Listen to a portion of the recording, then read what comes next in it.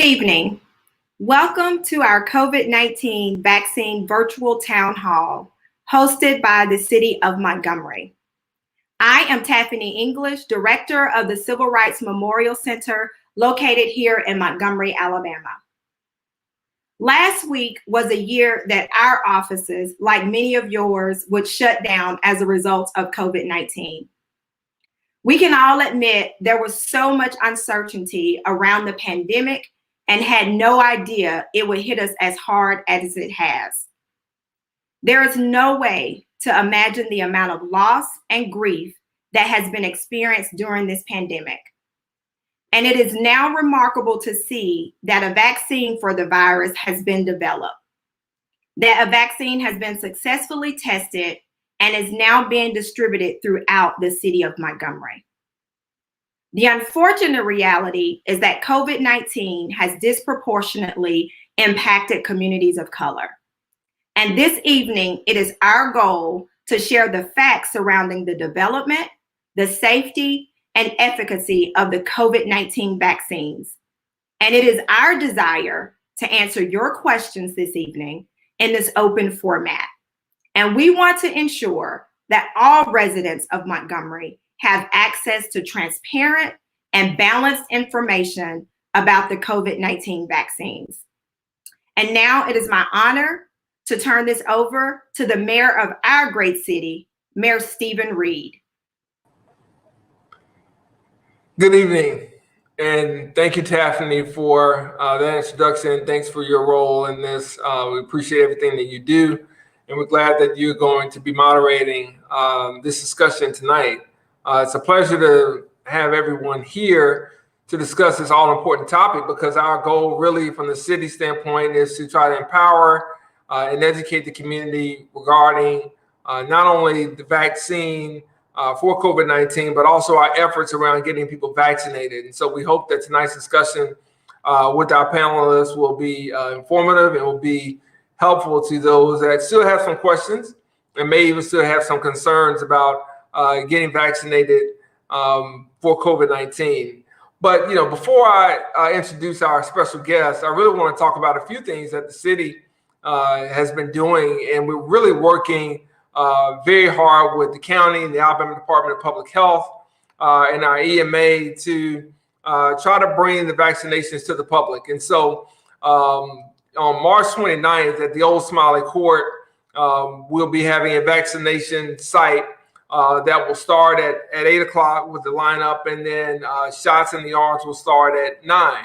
And we're doing this in West Montgomery because we know that it's very important that we move the vaccination sites to places where people have had trouble because of maybe lack of transportation or other reasons in getting vaccinated. So we're trying to make sure that we cover all parts of the city. And by going to the Old Smiley Court site, we believe that this will be very helpful in reaching a population that's had some challenges in getting vaccinated. And so the current eligibility for people who may want to come out this Saturday, so 55 years and older, or people who have intellectual or developmental disabilities.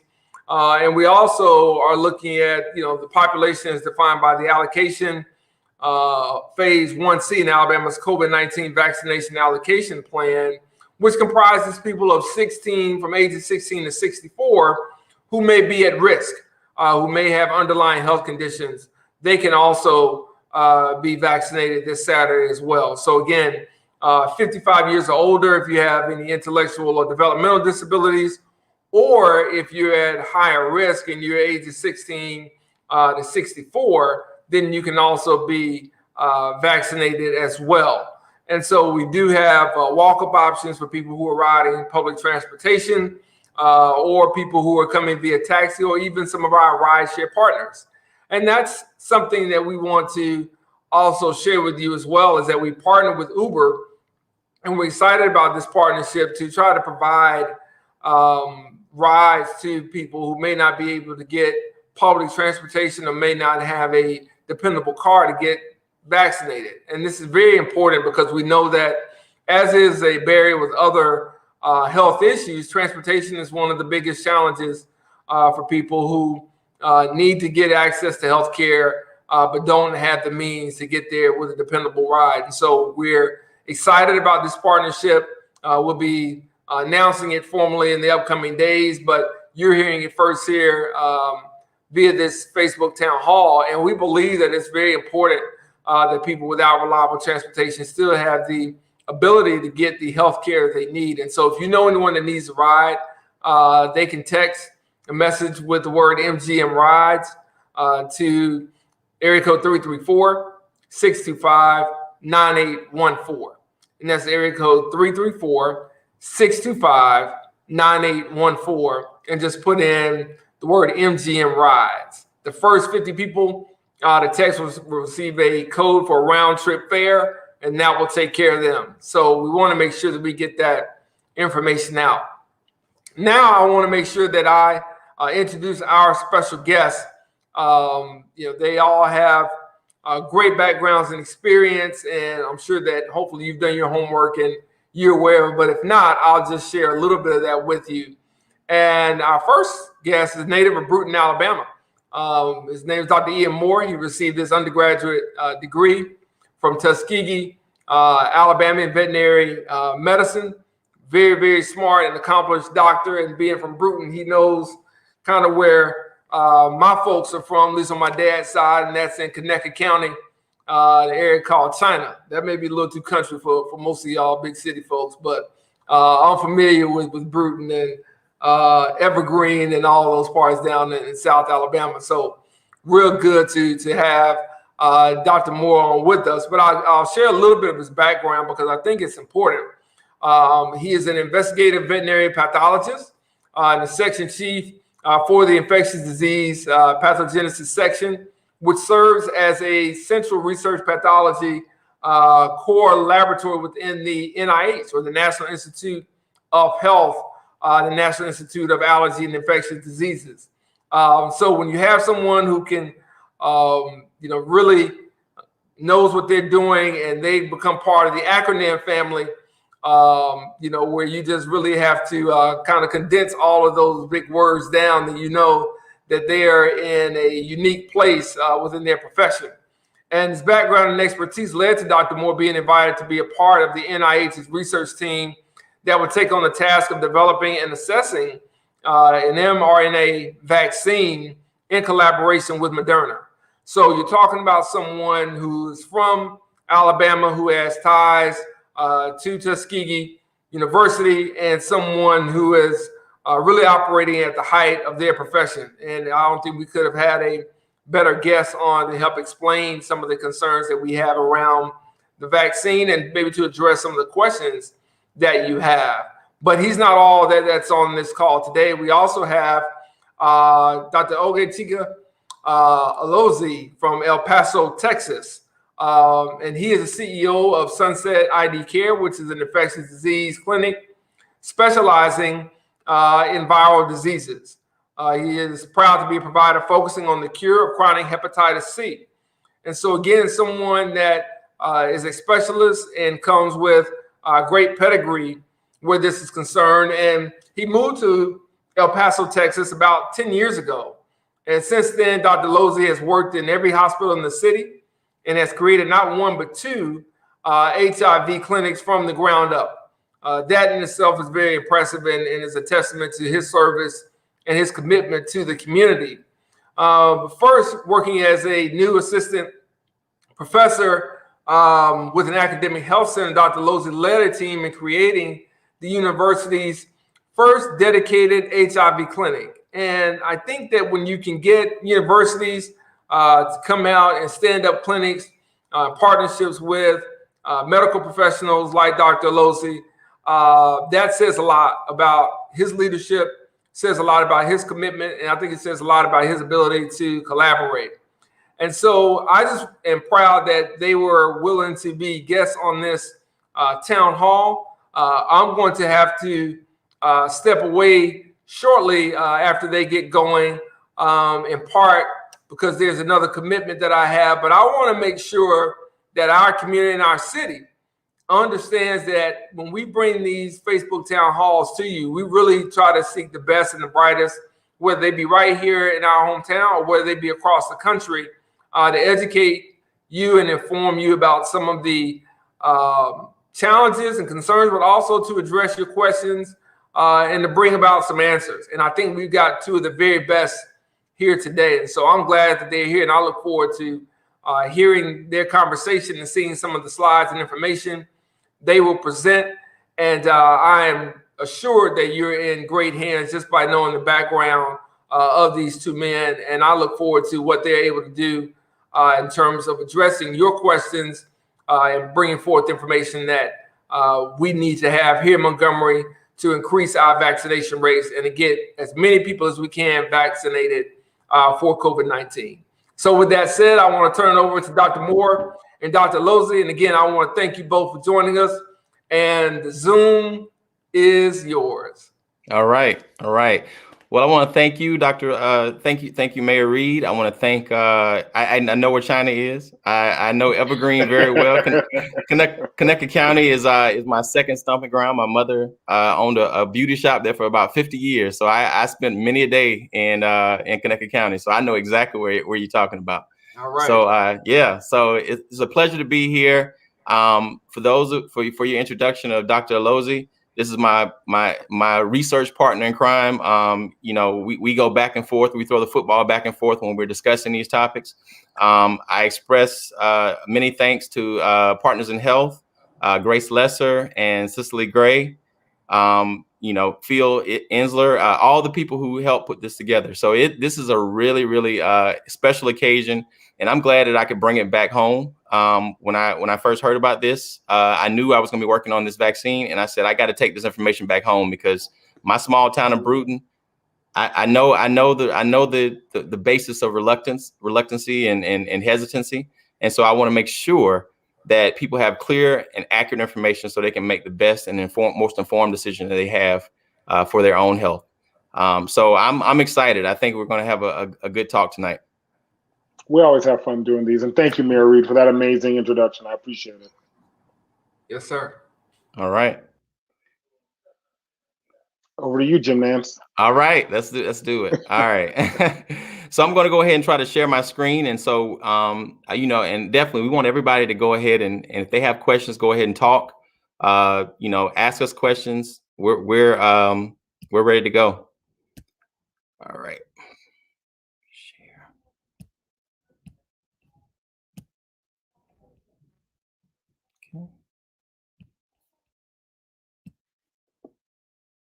All right, can everybody see that?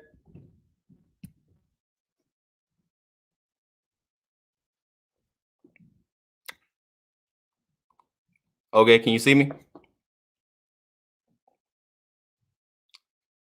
All right, so we're going to go ahead and get started. And so this is definitely a COVID-19 vaccine community conversation. And so it is just that. It is a conversation for us to have with you guys and for everybody to understand where these vaccines are coming from, how they work. And we want you to make sure that you feel comfortable with them.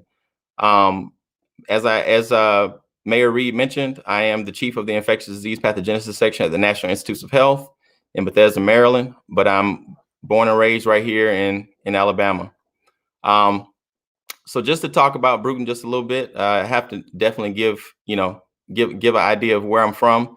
Down in Escambia County. So if you look right on the bottom down here at the Florida state line, we're just north of the Florida state line. So I'm right down there on the bottom of the map. About 5,000 people in my hometown, so it's very small. I think I know just about everybody. Really quickly, as Mayor Reed mentioned, I'm associated with Tuskegee University. That's where I went to undergrad, and as well I went to vet school there. So I have a lot of roots deep in Tuskegee, but I spent a lot of time in the city of Montgomery in addition to that. So, many trips to Montgomery, late nights for the things that we couldn't grab when we were in Tuskegee. So I'm very thankful to Montgomery and the people there. And then after I left Tuskegee from vet school, I did a residency in anatomic pathology at Michigan State, as well as I entered a PhD program. So I did a dual residency PhD. And that PhD ended up taking me to NIH, where I actually did my research portion of my PhD. And it was primarily associated with influenza virus research. So flu vaccines and flu research and virus research are in my background. And so it was very natural for me to transition over into this very challenging situation where we have coronavirus pandemic and we need to make a vaccine. So want to definitely give some homage to Dr. Lozy for joining me today. We've done this a couple of times, and it has been a pleasure and a joy to do it every time we talk to a group. And we talk to groups that are small. We've talked to large groups, and we vibe pretty well. And we are going to try to give you information to answer those very burning questions that you have. And hopefully you leave this call tonight or leave this Facebook Live tonight and you feel a whole lot better about the options you have in front of you and the options that you're going to be presented to you coming up on the 29th of this month when you have a vaccine clinic. So first and foremost, I want you to look at this picture.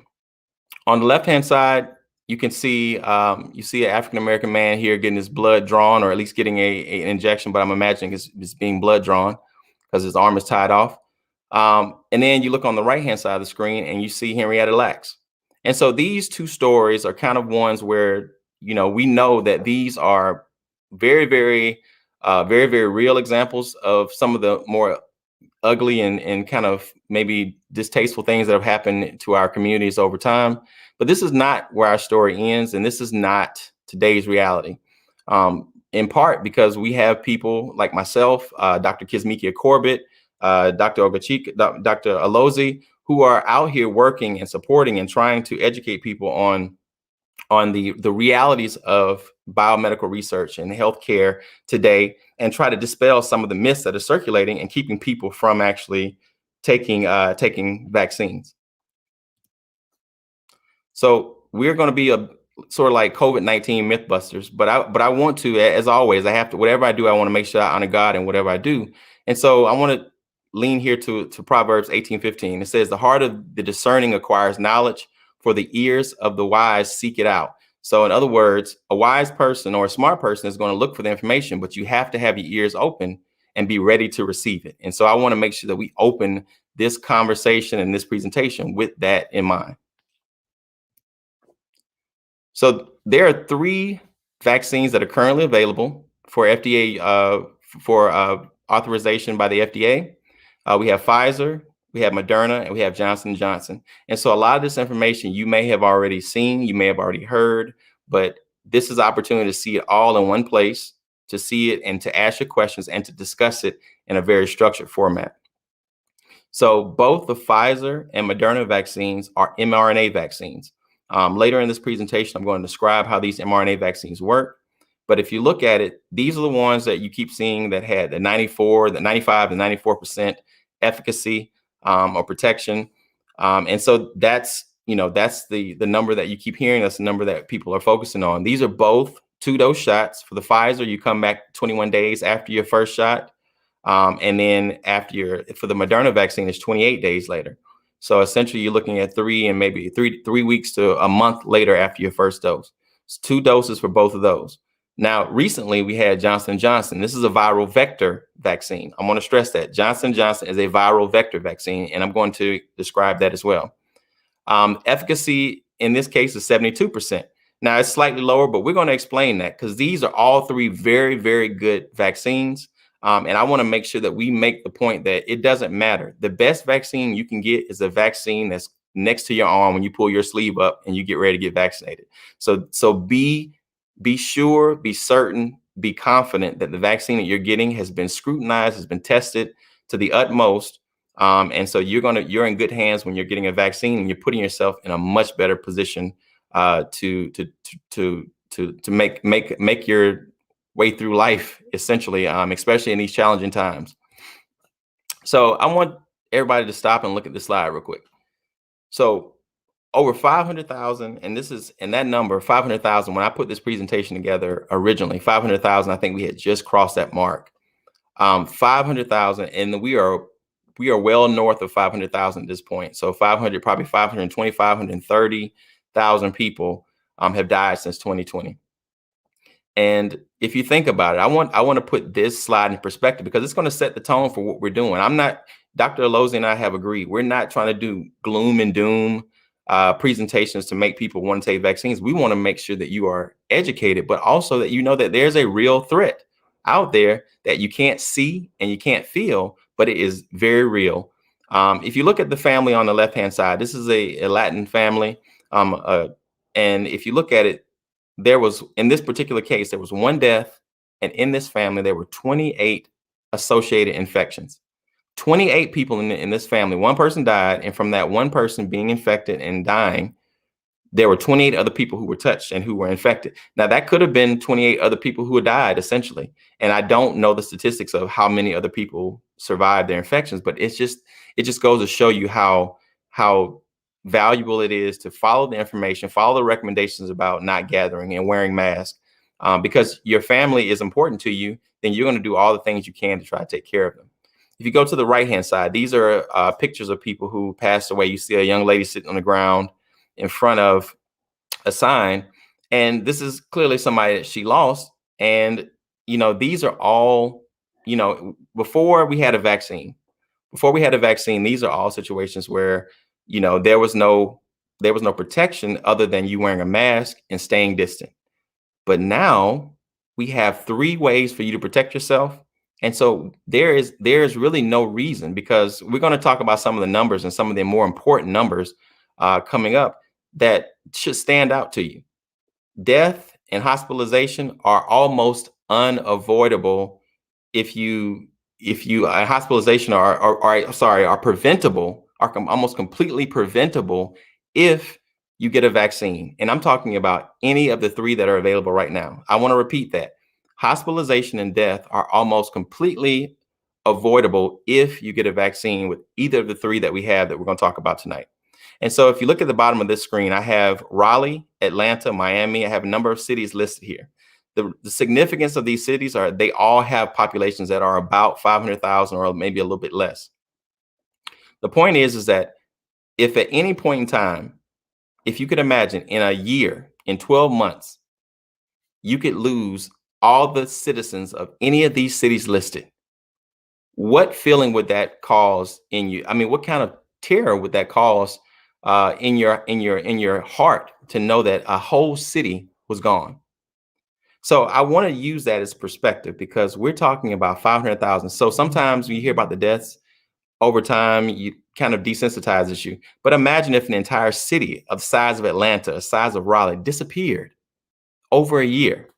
Then we would be up in arms about how can we prevent this? How can we stop it? But we have ways to stop it now. And so I want to make sure that we have that in mind when we go forward.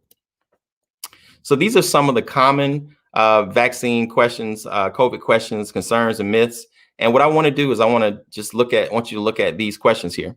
So the first one, how do these vaccines work? So people want to know mRNA versus the viral vector vaccine, Johnson & Johnson. How do they work? And so we're going to talk about that briefly. Were the vaccines made too fast? Is mRNA too new? We're going to address that. Are they safe? Now, the one thing I want to stress here is there are many, many, many layers of protection between the time a vaccine is developed and the time you ever get a shot. So from preclinical to the phase 1, phase 2, and phase 3, to the vaccine safety panels that look at it before it even gets to FDA, and then the FDA process. So there are lots of people that look at this before you ever get a chance to touch it. Vaccines and infertility. Is this real? Who can take the vaccine? Age, health, side effects. What's a side effect and what's acceptable? What's not? Will I have to wear a mask after vaccination? These are all questions, and I hope that you guys ask these questions, or we'll cover them. But I want you to bring them up if you have a desire to ask. I put one at the bottom here, and this is actually just more of a statement that I hear people say all the time about, I'm just going to wait and see what happens. I'm going to wait to see what other people do. At this point now that we have well over 90 million people that have been vaccinated, and if, in all honesty, the main concerns that people have about vaccinations, a lot of times, just in general vaccinations, is the immediate anaphylactic type of allergic reaction. And that's usually seen within an hour, 30 minutes to an hour after vaccinations. This is not going to happen a month, 2 months out. And so you have 90 million people being vaccinated. And so it's safe. It's very clear that it's safe, and it's very clear that it's effective. But the other thing we have to worry about is that we have variants now. And so if you're waiting around to see what happens, you could very possibly be exposed to one of these variants without even knowing it. So we want to make sure you get vaccinated so you have protection and some protection on board, and some protection is better than no protection at all. So looking at this slide here, I want everybody to focus on the fact that this virus, this illustration of a virus particle in the middle of the screen has keys sticking on it. The keys, the spikes that we always hear about, we hear about spike protein. The spikes that are on that illustration, those are keys. These keys allow the virus to get into your cells. Your cells have like a door, like a lock. And so what we want to do is we want to make sure that you notice that these spikes are like keys. This is the way that the virus gets into your cell. If it gets into your cell, if you look at the illustration on the right-hand side, it comes into your cell like a factory and says, hey, you know what? Just stop for a second. This is a takeover. Keep working, but follow my instructions. Follow the instructions that I'm getting ready to give you. So the virus wants you to make more of it so that it can replicate itself. And so they can go and infect the next cell and the next cell and over again until your body is filled with virus. And that's where people have real big issues with organ failure and different systemic issues. And ultimately, this can conclude in death. And so we want to make sure that you understand this and can prevent it. But now, if you look in the bottom left-hand corner, it says, could we use some of this information to help us fight the virus? Absolutely. So this, don't be intimidated by this slide. It looks busy, but it's really not that bad, because what I'm going to do is I want to take you through the top, which is the vector vaccine, the red 1, 2, 3, 4, and I'm going to take you through the bottom, the blue, the mRNA vaccines 1, 2, 3, 4 as well. So let's start at the top. Remember, the spike proteins on the surface of the virus, those are the keys.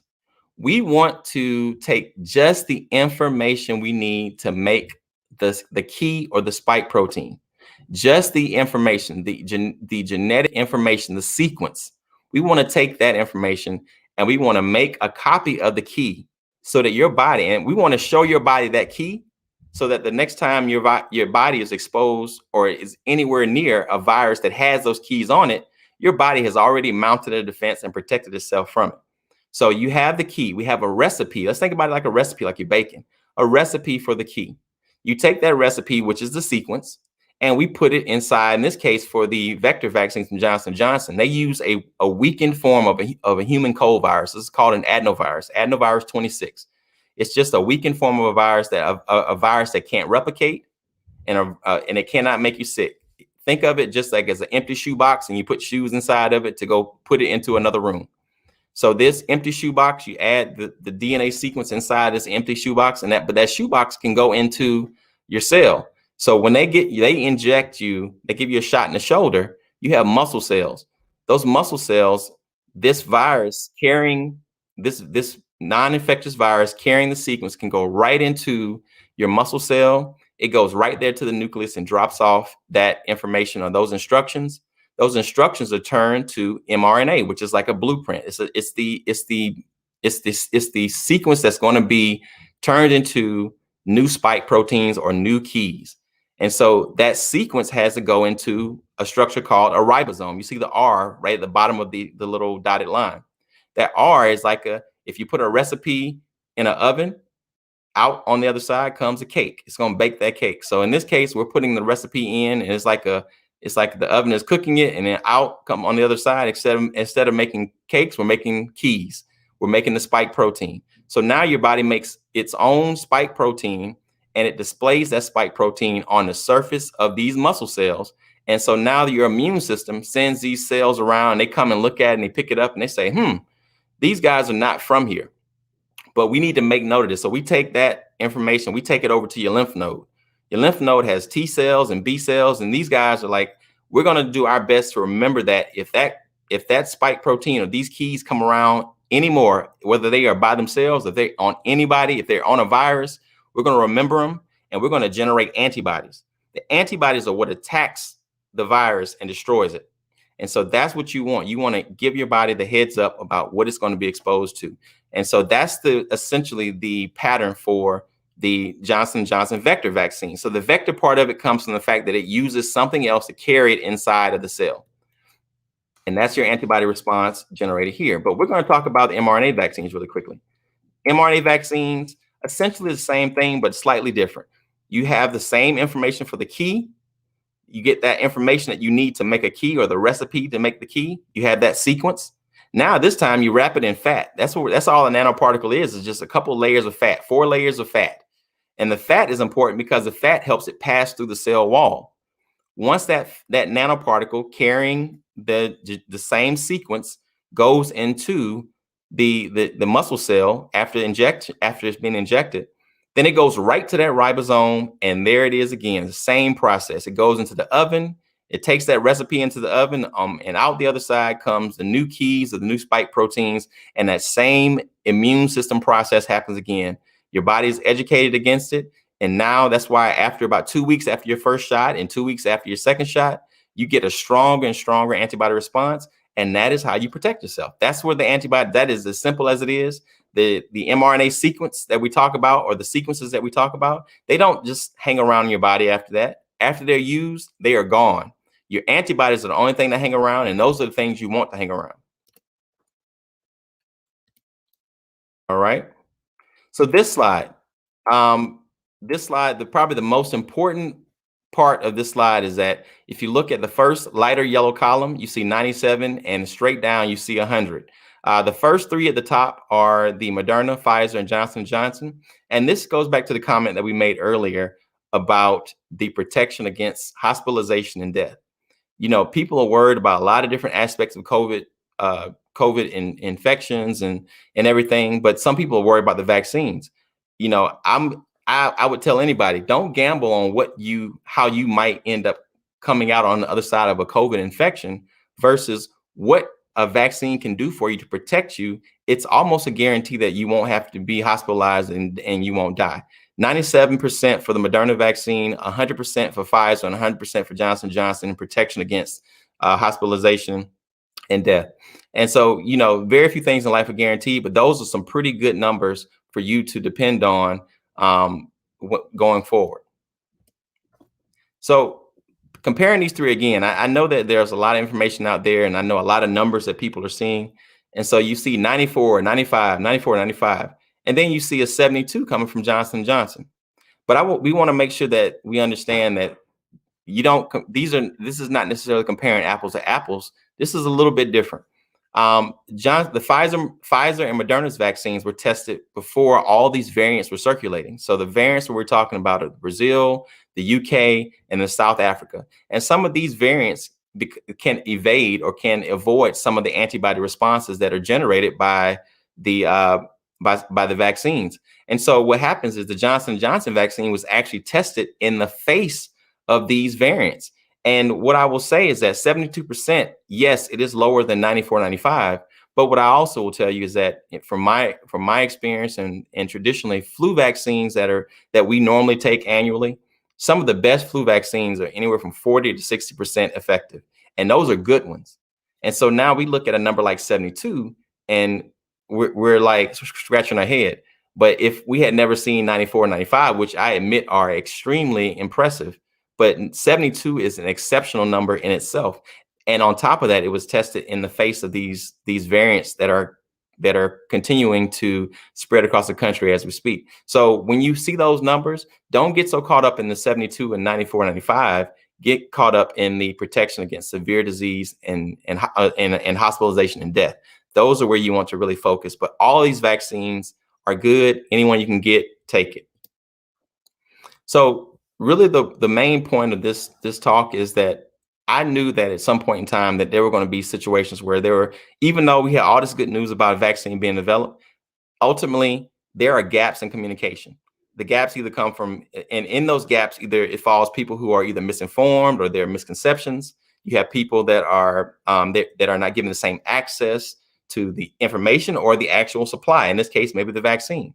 And then you have people who are just generally disenfranchised and discouraged. And so these are the people that I'm looking to talk to, because there are people who don't get their news from CNN or MSNBC, or don't listen to the town halls on, Harvard School of Public Health. So I want to make sure that we come to you, give you the information you need, but be a reliable source and give you accurate information. So I want to make sure that we fill in those gaps with real information and not let somebody else fill it in with inaccurate information. So this is my final slide, but I want to show this image. This image is me getting my second dose. So I want to make sure that it is understood that I'm not standing on a soapbox telling you to go out and get a vaccine when I haven't done the same thing myself. I've absolutely done the same thing myself. Anybody else I've talked to, I do the exact same thing. So you have now been equipped with accurate information that you can use to make an informed decision. We're not telling you you have to go get vaccinated. Should you? Absolutely. But nobody can make you, nobody can make you get vaccinated. It's ultimately your decision, but I want to make sure that you have the right information. The sole purpose and objective and motivation of this message is to make sure that you have this information and it is distributed evenly and fairly over the communities across the state of Alabama, my home state. This is a state where I grew up, where I was educated, where much of my family and a host of my friends still reside. At the end of the day, I don't want anyone, regardless of race, any socioeconomic status, anything, to experience illness, death, or loss of a loved one just for lack of knowledge. So particularly when we have 3 vaccines that are available with near 100% protection from hospitalization and death. But I want to encourage people, remain proactive, remain inquisitive about your health decisions, because this actually has started a good dialogue. But what I will say is that if you're going to be very critical and asking probing questions about vaccinations, you should do the same thing when you go and you get diagnosed with high blood pressure. When you go and get diagnosed if you ever are diagnosed with diabetes, be just as diligent about asking those questions, because we need to be more informed in general. There's nothing wrong with asking questions, but be willing to listen to facts and not to stand on something that is not factual. And then, of course, the last thing I want to say is putting rumors against what is real.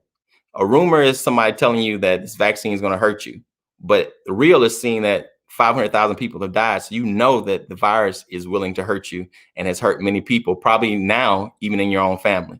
So with that being said, I just want to thank everybody for their time, and I want you to please stay safe, get your vaccine, and I'm going to try to wrap it up here because we want to make sure we have enough time to get all your questions and comments. So I appreciate your time and thank you very much.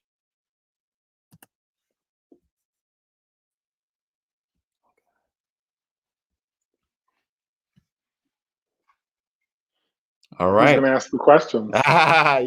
I'm waiting for the questions. I know. That's the part. This is the part for us right here. I'm excited about it, and I hope you guys have them.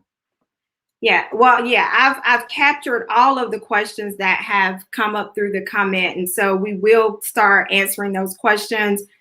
You may see a question pop up on the screen before I have a chance to ask it, but as I stated earlier, our goal is to answer all the questions from the community in this open format. So thank you, Dr. Moore, for that comprehensive presentation. I too, a native Alabamian, grew up in North Alabama, Lincoln, Alabama, a rural community, and also understand the concerns of the rural community and whether or not they should or should not take this vaccine. And I think you all said it at the top. My concern is that they have informed and educated information to make the best decision for themselves. So I appreciate you and Dr. Lozy for being here. So we'll go ahead and get started with the questions. And so here's one. Will COVID vaccination shots become an annual thing similar to getting the annual flu shot? All right. So the way that I'm going to do this, I'm going to answer. I'm going to try to stick to the science side of it, and then I can ask some questions. But I'm going to throw it over to Dr. Lozy for the clinical stuff because he is the guru in that field. So but in general, will COVID vaccines become an annual thing? You know, at one point there was a possibility where they might not have to, and this goes back to people getting vaccinated. Even the variants that we're concerned about right now, those variants are coming from the fact that the more people that are infected, the more opportunity the virus has to transform and change itself. And there you have a variant that's coming. So if everybody, I mean, this is, hindsight, but if everybody had immediately went and got vaccinated, we probably could have put enough pressure on the virus where it might have been put out to the point where we might not need an annual shot. But what happens is if there are people that are unvaccinated, that are still targets for the virus, it has somewhere to replicate. If it has somewhere to replicate, then now you have a situation where it moves maybe from pandemic, if we reach that 75, 80% herd immunity that we're talking about, to where it becomes endemic. endemic, meaning it circulates at a lower level, but it's not uncommon. And so it very possibly could be a situation where you go to the doctor now and you get your flu shot and you get a COVID booster. But the beauty of the mRNA technology in particular is that you can tweak the vaccine, the mRNA sequence that we talked about. You can tweak it specifically for a certain type of virus or certain subtype of the virus. And many of the companies right now are working on that, trying to make vaccine boosters that are specific to some of the variants that are circulating. So, but I'll tell anybody, some protection is better than no protection right now. But I'm going to push it over to Dr. Lozy and let him wrap it up if he has something to say on that one. Yeah, man, I agree. I also think it's kind of too early, right? We're in this space where we just don't know. I think if we look back to 1918, we have people that are still alive today from 1918 that have antibodies and T cells to the 1918 virus. So I actually kind of go the other direction, that I hope we can get away from being it every year, maybe every 3, 5, we don't know. But I think the important thing isn't whether it's going to be every year. I hope the person that's asking that question has gotten their shot. So if they've gotten their shot now, we can talk about later, right? We can't fix you if you're broken now. We got to worry about making you whole today, and then we can worry about figuring out the future. And people like Dr. Moore and the geniuses at NIAID, they'll fix that part. I'll just help give them the shots when they come out. No, that's actually a good point. You made a good point. The other part of it is that a lot of people ask the question too: how long does this antibody response last? And the unfortunate part of it is that we're in a situation, in a pandemic, you don't have the comfort, you don't have the time to allow you to go. In a normal situation, when you have a vaccine being developed, you might watch people for 2 years or 3 years and let them go out, and you're checking titers over time to see where their titers are. But in this case, in a pandemic, you have to get people vaccinated to keep them alive and keep them here. We can worry about that later. We're getting this information real time, seeing how long titers last. So the biggest thing, as Dr. Lozy just mentioned, get your vaccinations first. We can work that problem out later. Mm-hmm. Thank you. Thank you both. So what is your goal percentage-wise for the percent of the population to be vaccinated? You got it, Dr. Lozy. Yeah, I think it's all over. It's all over the place. I mean, it's one of those things, right? People have heard the magic term. It feels like Puff the Magic Dragon at this point. Herd immunity, right? And some people say 50. I've heard epidemiologists say 50. The common knowledge is 70 to 80. But again, I think, and again, it's important in any community because it's going to be different in every community. The United States is going to have a number, but Alabama, right, and China and El Paso, we're going to have a different number. And so in El Paso, we actually believe that up to 50% of the city already got COVID. And we've already given 330,000 vaccine shots since last year. So that's 800,000 people, give or take, have gotten a shot plus COVID. We're probably close to herd immunity. And we've seen hospitalizations, cases, and deaths plummet by well over 80% in the last 6 weeks. How it is in Alabama, it may be different. And again, in a smaller rural community, it may also be different. I think, again, the key is this. If you haven't had COVID, thank God, go get the shot, protect yourself from dying and ever going to the hospital. If you have had COVID, still get the shot, because guess what? You're just going to boost your immunity even more, and you'll be like a superhuman against COVID. Thank you, Dr. Lozy. So I have another question from the audience. Are supplements of D3 or C or zinc necessary? I know I was one of the ones in the earlier phase buying everything to boost my immunity, and you couldn't find zinc anywhere in the city. So is that still the case? It's you, Dr. A. I knew you were going to do that. So, I mean, here's the thing. I'm not, I think it's important for people to be healthy. I think if I were to say, are you going to buy vitamin D and zinc, or are you going to try to go for a walk outside and make sure that you don't add your COVID-30? I would go for option B, because that's what's going to help protect you if you do, God forbid, get COVID, right? And so I unfortunately did get COVID the week before Christmas. And because I had actually added a COVID-30, I was worried. Right. I mean, I was like, damn, I'm fat and I'm going to die. This is not good. And so if you can stay as healthy as possible, and if supplements are a piece of that staying healthy, absolutely. If supplements are not financially capable for you to get them, go for a walk, eat less, whatever it is that you eat. I like pie, unfortunately, and so eat less pie. But again, I think that's the key. Just stay healthy. However you get to that pathway, it's the right pathway. Good. And with that being said, I mean, I think like as Dr. Lozy just said, supplements are great, but in this case, you don't even have to supplement right now. You can stick around to supplement.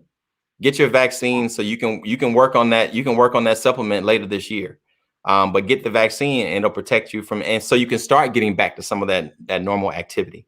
You want to start walking and maybe it's a few more people out, because when the weather changes, as it is now, it's getting warmer, people start to come out, you still wear your mask. But imagine how it feels. You can go out and wear your mask and know that at least you have a vaccine on board. If you were accidentally exposed, you have antibodies circulating in your system that their only job is to stay on the job and wait for this virus to come around if it does. But if you never use them, perfect. But if you have to use them, they're there. Okay. Thank you. So we have a question from the audience. Thank you all for the presentations. How can we get a copy of Dr. Moore's presentation from today? And is there a certain vaccine that is more effective for the elderly? Okay, I'll take the first part. Yeah, first part. As far as a copy of the presentation, I'm willing to share it. Absolutely. I have an email that you can email. You can actually email me questions too. It's called askcovidquestions@gmail.com. So ask COVID-19 questions. Ask COVID-19 questions@gmail.com. But if not, please email somebody on this meeting, and I will absolutely give you information you need. I will talk to you. I will email you, whatever. But as far as the effectiveness for elderly people, I'm gonna let Dr. A take that one. Yeah, I mean, I think if you look at all three vaccines, they did well in the subgroups of elderly, and I'll take that above 65.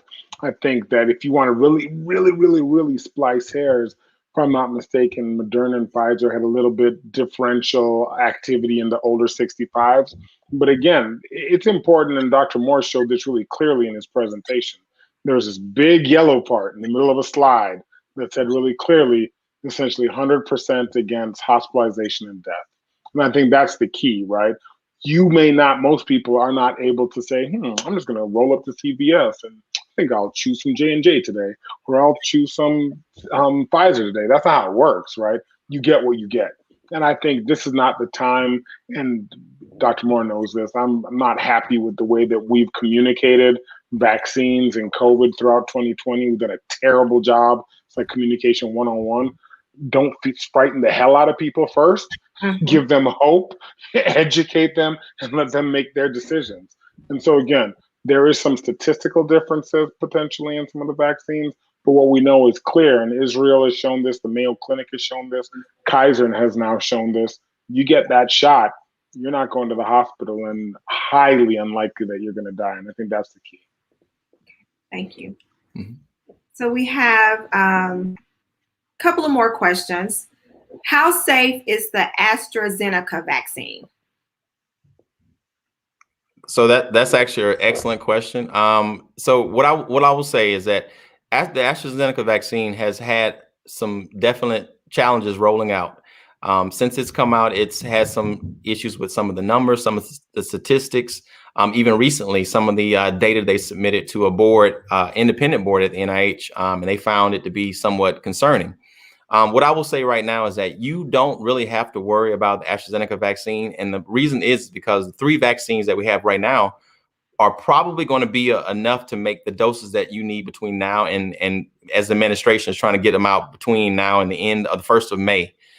So those 3 companies, proven, safe, and highly scrutinized by the FDA board, and in various other phases of development, you're not going to have to worry too much about AstraZeneca. Now, I have had some friends of mine and relatives of mine who are in other countries have asked me the same question, and I told them, I said, versus getting COVID, I would say that, you would have, if that's the only vaccine you had, you should probably take it, because it is still a very safe and effective vaccine. They just had some really kind of bad PR, issues coming out when they're rolling out their information. So I think it's still a safe vaccine, but that is not the one we have to worry about right now. Absolutely. Thank you. Absolutely. And this is a question coming from the audience. Will there be any more mutations? The short answer is yes. Right. I was getting ready to say, well, yeah, and I mean, absolutely. And this literally goes back. See, unfortunately, well, fortunately and unfortunately, fortunately, we're giving this virus is getting a lot of coverage.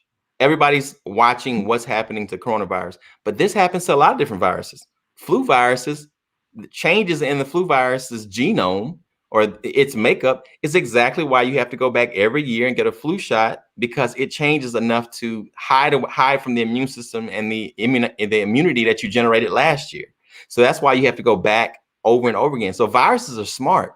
I could talk about viruses for about 2 hours if you really wanted to, but viruses are really smart and they are trying to survive. And so they survive by mutating and changing so they can dodge your immune response. But yeah, the short answer is there will be other mutations, but the beauty of this technology, mRNA technology, is that it can be changed very quickly, but it is safe. It is highly effective. I don't think we've ever had a vaccine that's been 95%, 94, 95% effective like this, but it's very safe and it can be changed in a matter of months to a specific target. If a new mutation comes, it can be targeted, and a new vaccine the booster could be generated probably within less than a year, half a year. So if that happens, we will be prepared for it. Thank you. And this may be a question for Dr. Lozy. We have a few more minutes, so I want to try to get the last 2 or 3 questions in. What if you have PASC, post-acute siliquise SARS? And I think I pronounced the siliquise correctly. You're closing your eyes. Yeah, I'm thinking, what PASC? I'm actually trying to think what that is. Is that spelled right? I think I'm going to put it in our chat for you. Okay.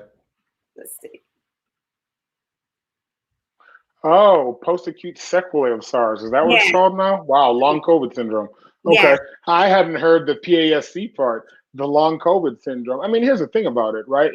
Again, people are going to hate this, but I really do believe it's okay to say I don't know. We as a medical community don't know, right? There's a conversation about is long COVID existing or PASC, but we don't know. I think as an infectious disease physician, this is starting to feel like chronic fatigue syndrome from West Nile disease or from post-Lyme disease. And we've gone through that for over 20 years trying to figure it out. We're less than a year into this, really, right? And so it's going to be interesting to see what happens. What does seem to happen is that COVID or the virus SARS-CoV-2 gets into the heart, it gets into the lungs, it gets into joints. And so people may have side effects from having COVID. And so for those people that say, well, I don't care, I haven't had COVID, it's March of 2021, I ain't getting no vaccine. Okay, well, take your shot, right? I mean, I'm still suffering the PASC of having COVID. My wrist is swollen, and now my wrist is busted, right? I look at my watch all the time, and my heart's racing at like 120 just because we're having this fabulous conversation. I wasn't like this 3 months ago. And so, again, I think this just goes to the fact that to avoid PASC, get the shot. Thank you. So one other question, and we might have one more that comes behind this one. Why should people be vaccinated if their body was able to fight the disease? Oh, please me. Great answer to that. I'll let you go too. No, we both want to go. We both want to go because that is a good question. That's a good question. It's huge. Yeah, it's huge. Go for it. The biggest thing is that once again we go back to the point. We don't know how long immunity lasts, but we do know that the immunity that you generate from a natural infection, you get COVID, you go out on the street, you get COVID, and you are lucky enough to survive. The immunity that you get is not as high as it would be. It's nowhere near as high as it would be if you get the vaccine. So you have more protection getting vaccinated than you would if you go out and get it. So now we know reinfections happen. You go out, you get COVID, you get better, your antibodies are there, then they wane. You can get reinfected again. So now the second time around, you might not be so lucky. But a vaccine gives you a much higher antibody titer. Over to you, Dr. Lozy. Absolutely. I mean, and again, I think the other thing too, circling back to the PASC question, is there seems to be some emerging information that getting the vaccine can actually help people that have that long COVID syndrome because their immunity is much higher, and it's now talking potentially lingering virus that's in their body, right? So there's beginning to be some reports that vaccination actually helps you against long COVID. And so I think it's important. And for the people that say, well, I had it and I'm vaccinated and I don't even know how long this is going to last. You're right. We don't know how long it's going to last. But if it's a flip of a coin option between do nothing and at least do something to protect yourself, I think it's always going to be better to try to do something. Great. Yeah, absolutely. So this will be our last question. This has been such a wonderful conversation and discussion tonight. I'm ready for part 2 already. So why did the FDA give only an emergency use authorization for the vaccines rather than traditionally clearing them for use? Dr. Moore, you want to go first? Sure. So this goes back to, once again, emergency use authorization is essentially almost like a either wartime or emergency time authorization when you don't have in other words, when you had the luxury of saying, let's check this vaccine is a good vaccine. Now let's watch it for 2 years and just watch how, see how effective it is. Let's get all the numbers we want. Just like you were asking about antibody protection, we can get all that information if we watch the people for 2 years, and that's when you get a completely approved vaccine. In this case, it's like we need to make sure that everything is effective, safe, and we need to make sure that people can take it, and we need to make sure that it is going to give you an antibody response. We'll get that other information later. And so we pause the process there and go forward. So you have an authorized, safe, and effective vaccine that all the other information that we've been asking about, you get over time. So that's probably why it's being authorized versus just being strictly approved. These vaccines will absolutely be approved. It's just that the priority right now is getting people vaccinated right now. So that process will happen later. Absolutely. And that's part of Operation Warp Speed, man. And I think another thing, I hear this from a lot of people, well, why EUA versus full approval? We knew this in March. We knew in March when the process started that it was only going to be EUA. So it's not like all of a sudden we got to November and was like, psych, this is a new process. Everybody in the room knew in March where we were going with it. And this is the right thing to do to get the vaccines out. Then on the back end, they can take care of the paperwork and say, okay, yeah, it's fully approved now. Yep. Great. Well, Dr. Moore, Dr. Lozy, thank you both so much for your time this evening and sharing your wealth of knowledge and expertise with the city of Montgomery. We really appreciate it and deeply, express gratitude on behalf of the residents of Montgomery. And so in closing, I know that the city of Montgomery will plan to have additional discussions. And so please continue to tune in to these live discussions, because again, as it was stated by our mayor at the very beginning, is that it is the safety of the residents of Montgomery and that will spread throughout Alabama. And so we want to remind people that this Saturday, there will be a free COVID-19 vaccine clinic located at the former Smiley Court Housing Office. That address is 4107 Maryland Street. It begins at 8 a.m. and shots will begin at 9 o'clock. The clinic is open to anyone currently eligible for the COVID-19 vaccine. And just a reminder, that is now people who are 55 years of age and older, people with intellectual and or developmental disabilities, and also the population defined as an allocation phase 1C. And as the mayor said earlier, that includes people who are 16 to 64 years old who may be at high risk or who have an underlying medical condition. We'd also like to remind the community that free Uber rides are available. You can text MGM Rides to 334-625-9814. Again, free rides will be available to the first 50 people who will text, and for the first 50 people to text, will receive a code for a round trip ticket. Again, the Uber rides are MGM. Text MGM rides to 334-625-9814. And on behalf of the city of Montgomery and our mayor, Mayor Steven L, thank you all for tuning in tonight.